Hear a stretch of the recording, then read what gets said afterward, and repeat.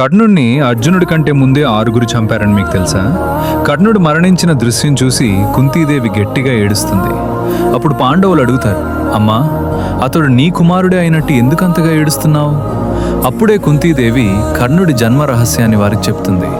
ఈ మాటలు విన్న అర్జునుడు తట్టుకోలేక బాధతో శ్రీకృష్ణుడి దగ్గరికి వెళ్ళి అంటాడు, నువ్వే కారణం, నీ వల్లే నా అన్నయ్యను నేను చంపాను.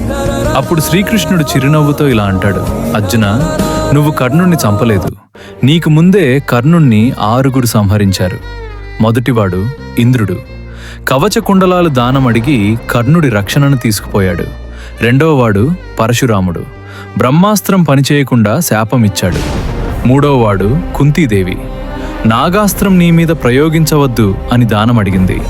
నాలుగవది భూమాత భూదేవి, నిన్ను మోయను అని శపించింది.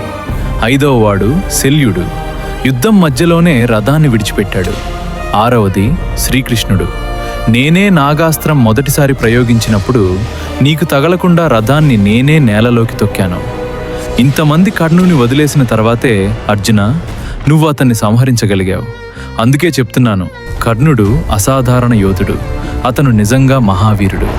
జై కర్ణ అని కామెంట్ చేసి ఫాలో చేయండి.